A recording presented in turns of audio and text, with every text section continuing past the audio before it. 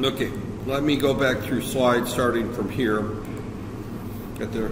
Okay, flip-flops are easily connected, so information shifts from right to left. But there, no advantage from one direction to another. Basically, parallel transfer means that what you're going to do is you're going to preload, and then you're going to shift the data out the right side. That there.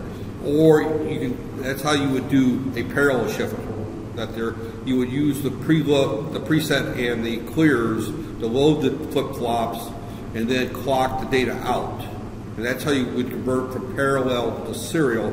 To convert from serial, you clock the data in on the left side.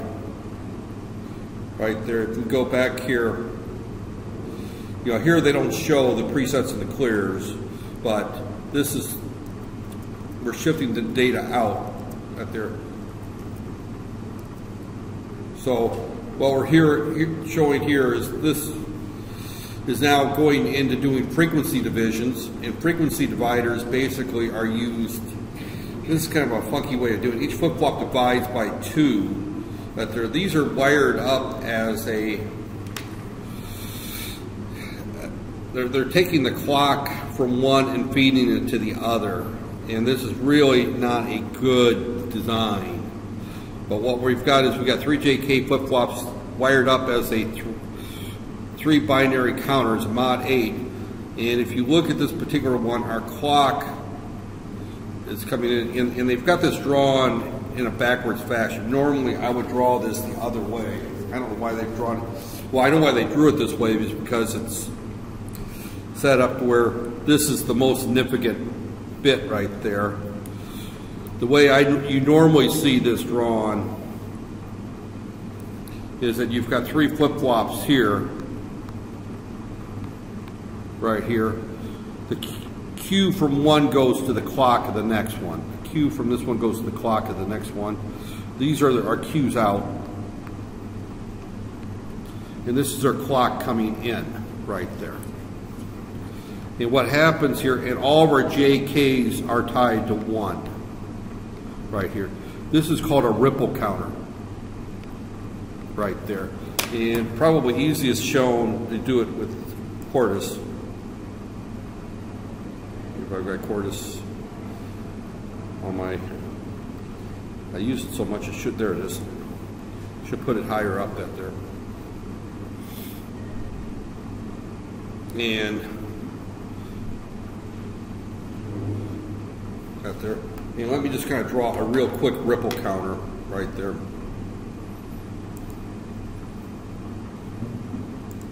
And I'm just going to create a new project, and I'm just going to place it in the designs, and I'm just going to call it ripple. You know, I probably could save myself a lot of, I need to clear out my, and I'm just going to hit finish. Sorry about that, but that's the way, you know, these projectors work. So I'm just going to go ahead and draw what a ripple counter would look like in Quartus, that there. And the only reason, the main reason I'm doing this is that I want to show you how we would do counters in the Quartus software. So I'm going to go ahead and put in,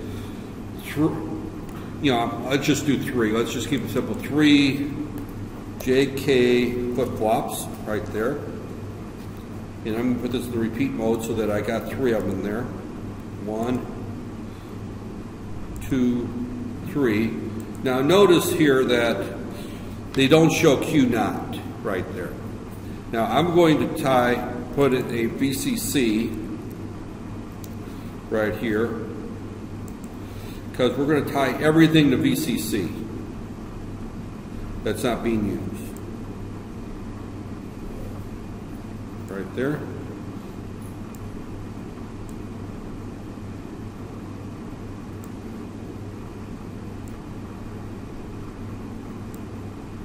Right there. All the JKs are tied to VCC. And remember that when you tie J and K to VCC, it becomes essentially what's called a T flip-flop. It toggles every time. Right there.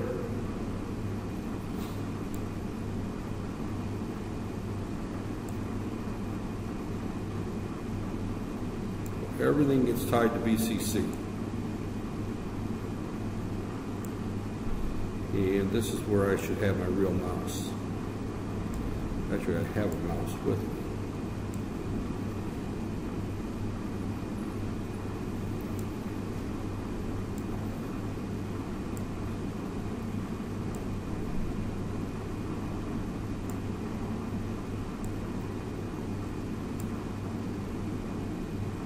Right there. We take our cue here, goes to our clock to this one. We take our cue here.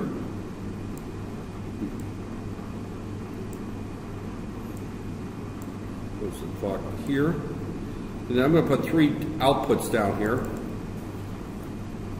Output.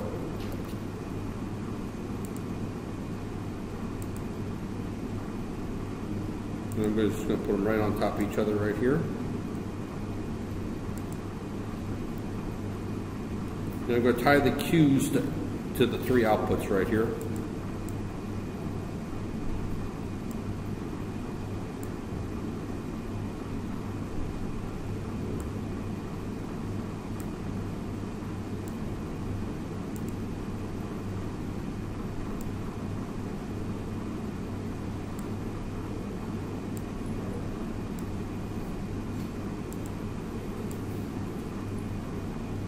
Right here, and then we put 1 input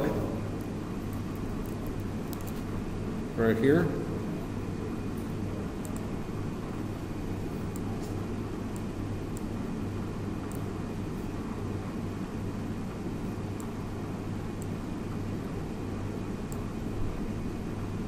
that's our clock right there. We're going to call that clock right there. Now this one here will be our most significant bit. So I'm going to call this O2, this one O1, this one O0 right there. Right there. So we've gone ahead and what we've hit that there, you see, and that's a little bit backwards from the slides. They drew it around backwards because they wanted to call this 2, 1, and 0. That there. To me, it's easier to draw. You don't have all the drawings are easier this way. So I'm going to go ahead and save this right there. I'm going to go ahead and compile it. Now I'm not going to worry about hooking this up to a board. I didn't bring a board. And the other problem is if we hook this up to a board, we have the issue of got there.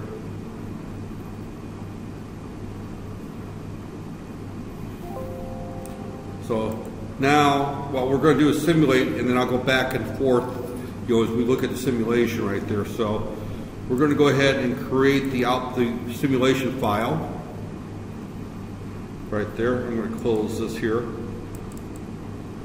Node Finder. We should see 3 pins right there, right there. I'm going to go ahead and group these.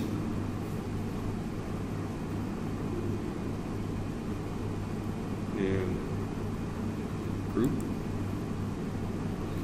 O, output, right there. And let me just see something here, bit order. You know, I need to ungroup them.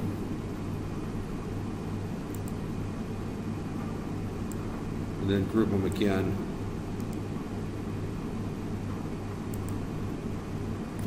Oh, their count. Let's just call it count.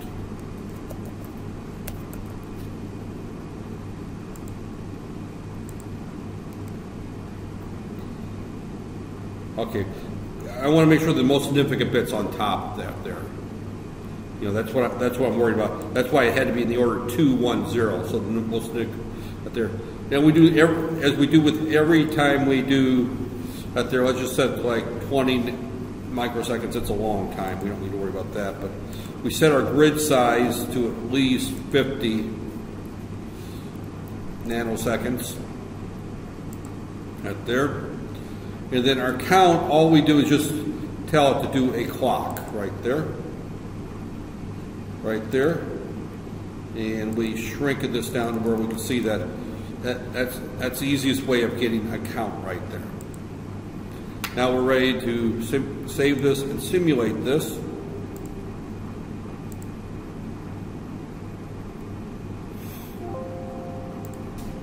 And what we're going to see here is pretty ugly because it's right there. Let's just right here. Now, what we see here, and I mentioned this before about the effect of the ripple, right there. Notice that O0 changes here, then O1 changes, then O2 changes. There's that ripple effect. So if we were to expand this out, you'll see that we've got, it goes from 0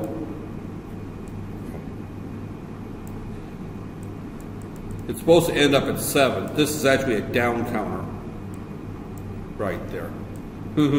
So this counter actually goes down right there. If we were to expand this out, it's a mod that counts 0 to 7, 6, 5, 4, 3, 2, 1, and then goes back to right there, like that's right there. If we were to put inverters on the clock, then it turns into an up counter. But the main thing is that this is the first counter that you've seen, and it's just a simple ripple counter right there. It's all it is. It's just a simple ripple counter right there. And there, it's a little bit different, and this is the way we would simulate this. Now, the only problem is with the Cordis board is that the clock on the Cordis board is like a, if I'm not mistaken, it's like a 20 megahertz clock. It's an obscenely high clock. If we were to put this output on the output, you can't see it. It's just too tight. And I didn't bring a board, but our next lab will do a couple counters, and we have to, before we can do the counter, we have to put a clock divider in. And there's a simple way of doing that there. But I will cover that there. But this is basically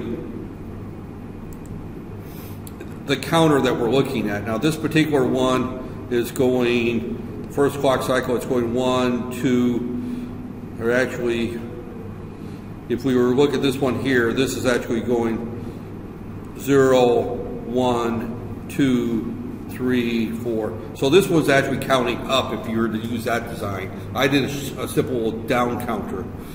But the only thing that changes is that there's inverters on the clock inputs right there. If I was to go back to my circuit,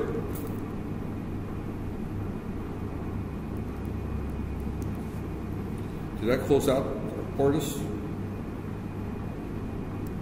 I think I must close Cordis out. Right there. Yep, there. Open Cordis back up there.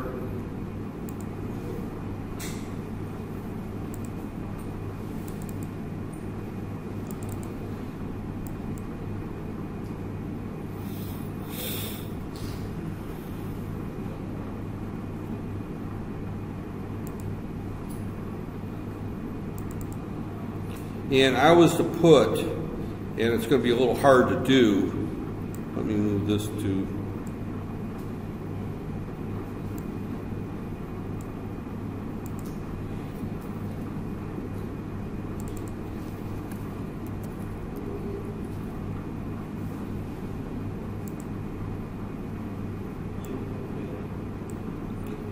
and it's going to make for an ugly drawing. You know, the only way to do this is to, you see, this is the problem. Right there is that I need to expand, I need to move all this over.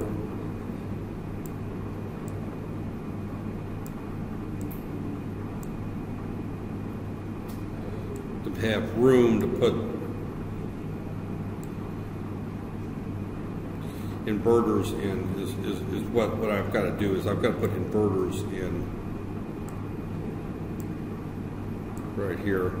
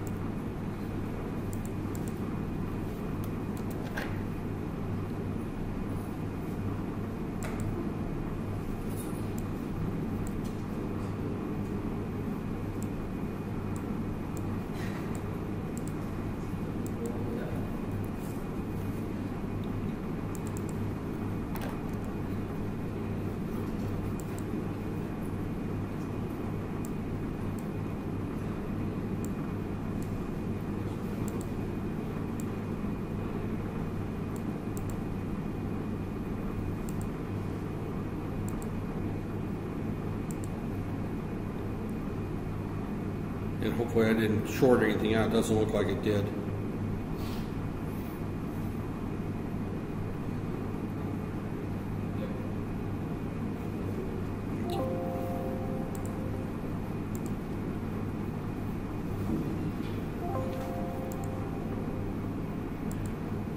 And you notice that it's now a up counter. Well, I changed it to a down counter to an up counter by just simply changing whether it's on the rising or falling edge. Because the JK flip-flops that Altera gave me have the rising edge clock. So to change it to a falling edge clock, I just put inverters on the clock right there. And that changes it from an up counter to a down counter. That's simple, and I'm not going to go through the various. You can go through, and what it does is each flip-flop divides it by 2. So this one here, this flip-flop changes every clock cycle right here. So on every trailing edge, this one changes right there. Then on every trailing edge on this one changes. And on every trailing edge on this one, then this changes. So this, if this is 100 hertz, this is going to be 50 hertz. This is going to be 25 hertz right there. Each flip-flop divides the frequency in half right there. So So if we were to put a 4th flip-flop, it would then divide it by half. Again, 12.5 hertz right there. So that's essentially what we've got for a very simple mod 8. And the only thing is if you have the inverting clock, it's going to go up. If you have the non-inverting clock, it goes down there. And we can analyze that in great detail.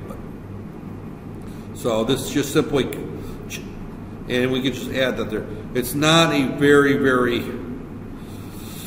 not there. Now this is a different way of showing a counter. And this is actually showing this as a finite state machine graph. We'll look at these in more detail.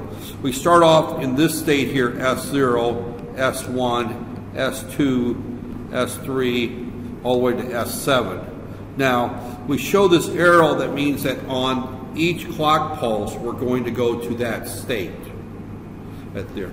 Now, we can have finite state machines that are not counters. An example of a finite state machine that is not a counter, for example, is something, say, like a stoplight.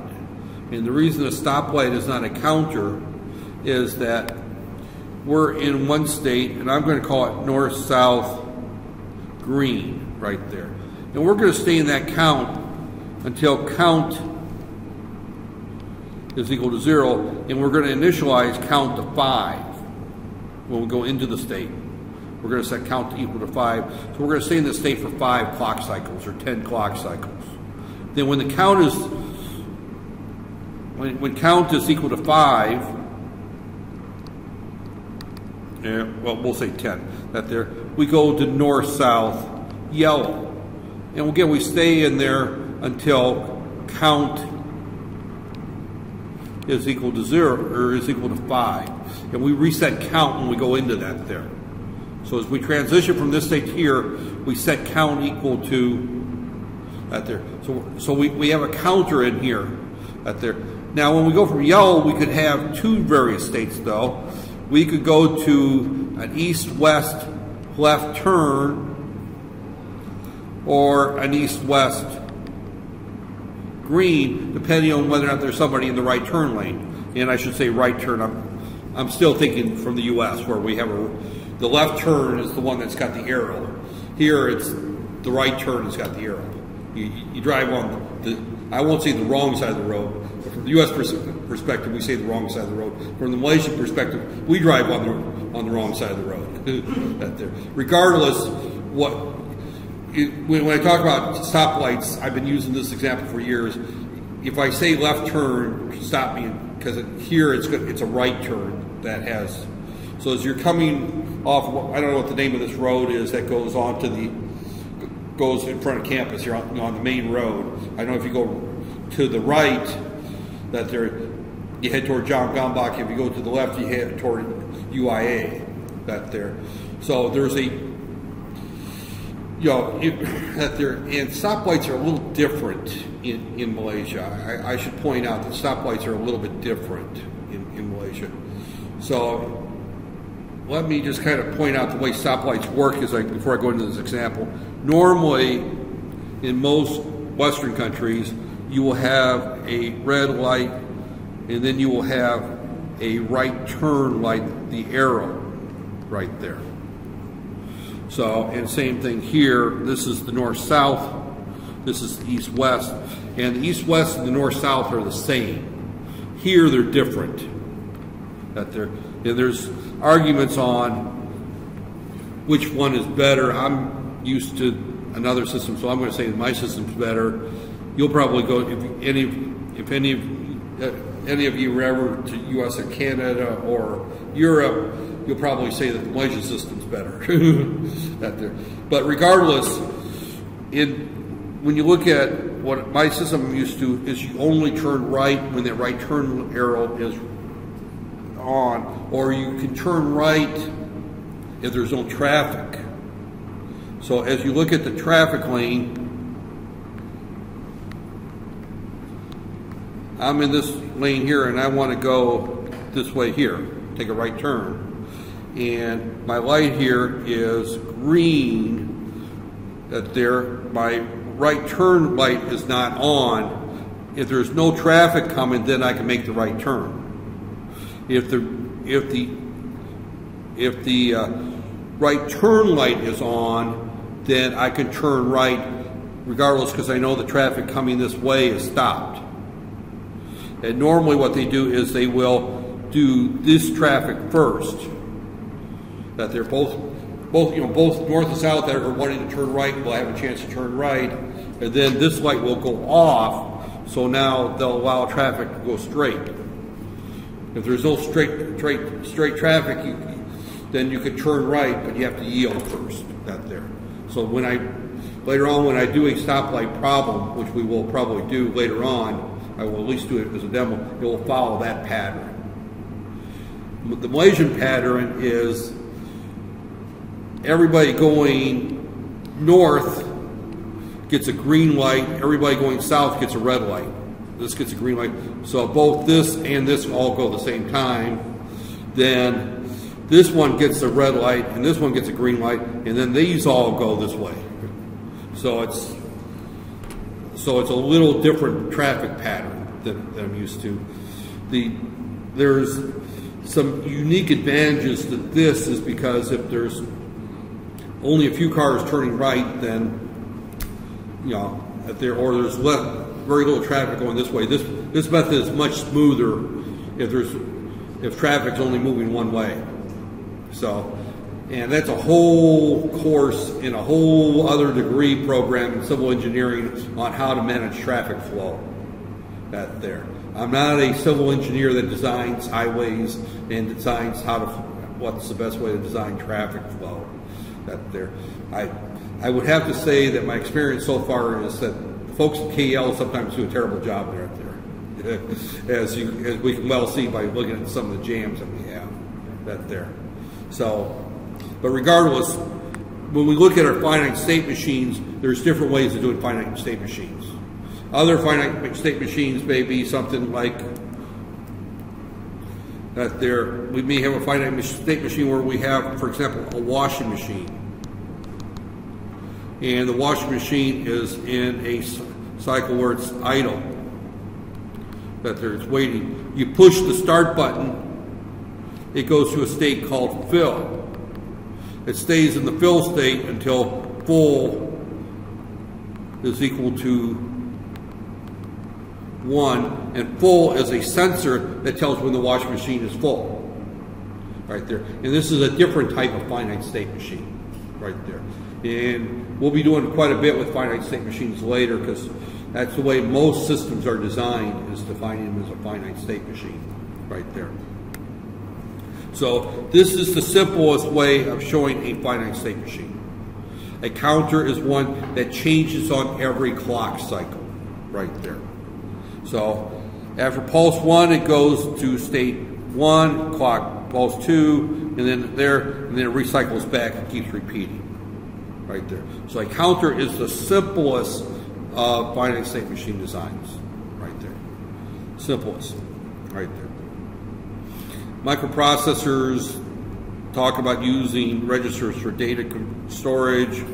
That there, again, send signals from external registers for, starting motors and setting speeds. Again, that goes back more into the idea that we're using finite state machines. We're doing that there. So here we're just showing again, we have a bunch of registers here, and then we're clocking these registers all with a common clock. We give the data here, and then we use this to detect the address. This is our address decoder, so that we're talking to the right data right there. So this means that this is going to start, everything's got to be a 1, 1, 1, 1, 1, 1, 1, 0 right there. That's the address that we're sending that to. And then the other 8 bits are ignored right there. So we're not looking at it there. We have a write dot line that pulses to here. But there, this is an inverter that converts that to a positive to the AND gate.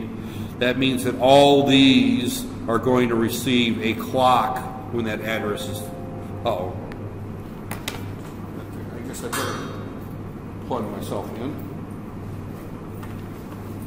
I said it's not going to talk that long anyway, but let's at least finish this particular set of slides. So, I hate to waste class time, and those that are not here, they can always watch the recording and get caught up. But first thing that's going to happen when we come back is I'm going to have a review for the phase test right there.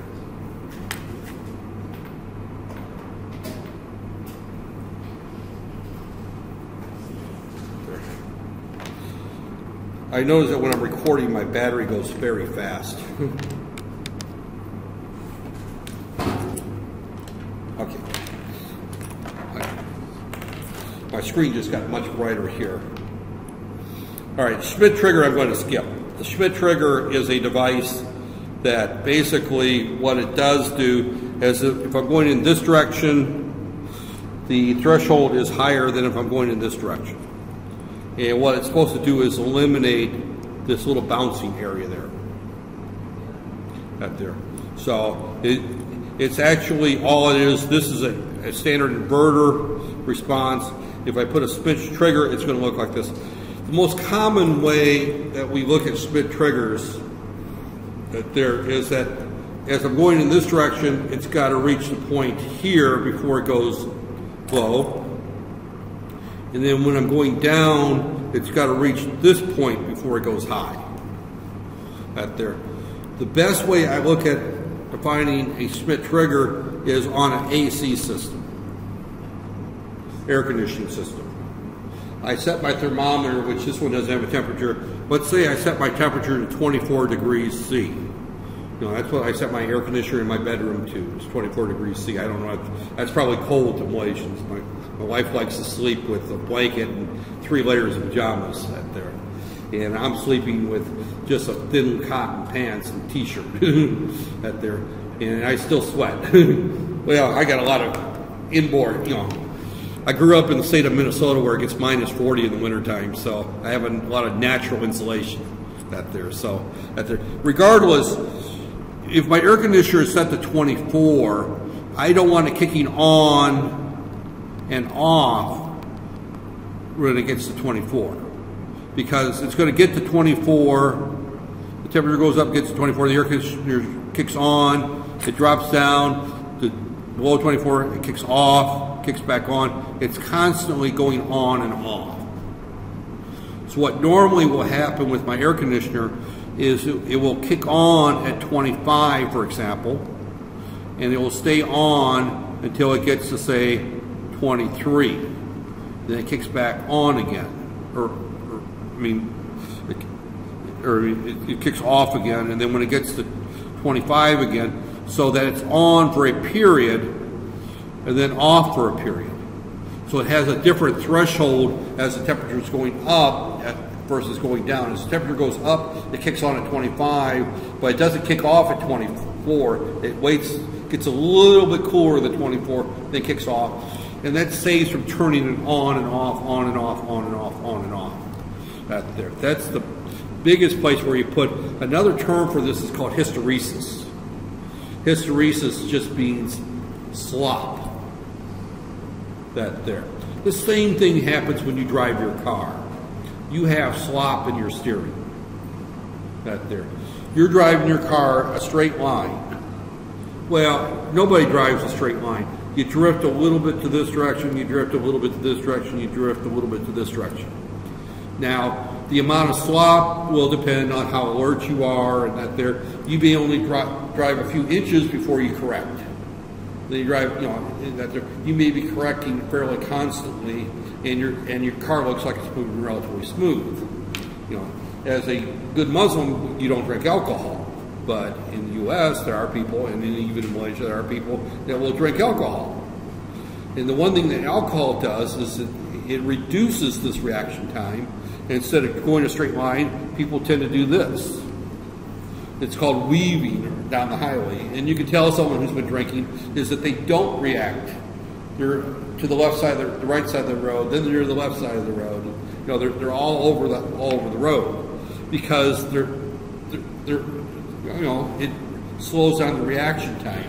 You put a human body, the human brain, human reaction time in the feedback loop, right there. Because what you're essentially doing with an air conditioning system is you put in a comparator. You compare a set voltage, you know, in this temperature of 24 degrees, to a measured temperature, right there. And then it goes through your system, that's your air conditioning plant, and that feeds back. This is called a feedback loop, right there. And you probably will study that in some of your other courses later on in control systems, but microprocessors are part of a control system, right there. And digital electronics are part of a control system. You're trying to maintain a constant temperature. So this feedback, this is a plant that there, you will put some slop in there so that you're constantly not on, off, because that's how you burn up solenoids and you burn up motors. So you tend to do that. Now, if you put a human being, a human, in the loop, then you change the characteristics. Another example of a human in the loop is the speed of your car. You're driving down the highway on your scooter or your motorcycle. I guess I'm the only one who drives the scooters. Everyone here drives motorcycles because they know how to shift them. You've been driving since you're little. You try to keep a constant speed of, say, 80 kilometers an hour, 90 kilometers an hour. Sometimes you drift a little faster, sometimes you drift a little slower. If you look at some of the new automobiles, they have speed control on them there, and they will automatically adjust the speed accordingly. And again, they will do the same thing. The speed will drift up or drift down, depending on whether you're going up a hill, down a hill, and it controls the amount of fuel that goes to the ignition, maybe even the transmission, depending on the car. But again, the concept of our Schmidt trigger is that we don't trigger continuously on and off, right there. So that's where you tend to use it. It's a concept I'm concerned with more than an actual component. There are components called Schmidt triggers that they're analog components that they're typically made with an op amp, and we're not really concerned about that there. The one-shot multi-vibrator is also another. It's generated with a 555 timer. I'm not going to talk about one shots but they basically are used that we trigger it and the output goes high for a period of time and then it goes low. An example of a one-shot and again, they're typically made with a 555 timer. It's actually an analog circuit that has a high or low output. And what typically happens for a Schmidt trigger is that we have an RC time constant, and I talked about this the other day a little bit, that if we take this here and here's our little device right there, and When this reaches a certain voltage, it has a comparator in here. When this reaches a certain voltage, that's going to go through and it's going to short that and bring that capacitor voltage back to ground. And then it's going to slowly go back up again. And once it goes back up, reaches that point. So what you get is an output across the capacitor that looks like this right here. And our output looks like this right here every time and we can control how often, the width of these pulses and how often they are by varying RC. If you've got a car that's got a windshield wiper that turns on at certain intervals where you can set it to, there you are. I drive an Alsa, which is kind of a low-cost vehicle. It doesn't have many bells and whistles out there. It's got like 2 speeds. The car I had back in the U.S. had like, I could just turn a potentiometer essentially, and I could adjust R, for example, to set how fast, what the delay is of the windshield wipers, and those are typically done with 1-shots right there. Not really a digital circuit right there, although they are used in digital applications, but it's really an analog circuit because you're relying on an RC time constant. And you're looking at an op-amp comparator that's then going to short the output of the capacitor and then let it charge back up again, right there. Because this voltage right here actually becomes, becomes our 1-shot right there. And again, I'm not really so concerned here, but this is where our, right there, normally output. We trigger it and it's going to stay on or off a percent time. There's a way of getting a variable timer right there. And this goes into more, right there, non-triggable, retriggable. Again, typically if you're looking at something like a windshield wiper delay, it's going to be retriggable. It gets retriggered every time, right there. So right there, if it gets a new time interval, and again, this is a 1-shot IC. They give it that there, but again, this particular there, I'm not going to go through these clock generators. This is again a Schmitt trigger used to generate a clock, essentially. You can see what we're seeing right here is the output of this is feeding this right here. As long as this is a 0, the output is a 0. So that's the downtime. And then this is the time it takes for this capacitor voltage. If you were to measure this voltage right here, you would see that rising, then it shoots down, then it rises, then it shoots down, and then this point here determines, that's the low time, and this is the high time, right there, because the outputs go through the inverter. But it's using a Schmitt trigger to do a clock right there. And again, as I said, I'm not going to go through the 555 timer.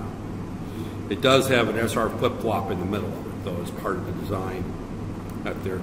And my guess is, to be honest, you haven't had enough analog electronics to understand the circuits right there. You probably haven't had op-amps, have you? Have you discussed op-amps at all? No, right there. So as a result, it's kind of hard to go through the circuit. And that finishes, I think, almost crystal controls. It's another type of there. I think this is going to finish my discussion right here. Extra gating causes up there. I think this is right here. I talked a little bit about the PLD. I am not going to discuss VHDL right now. We will talk about VHDL after the break. We talked a little at there. So that is going to wrap up everything that I am going to discuss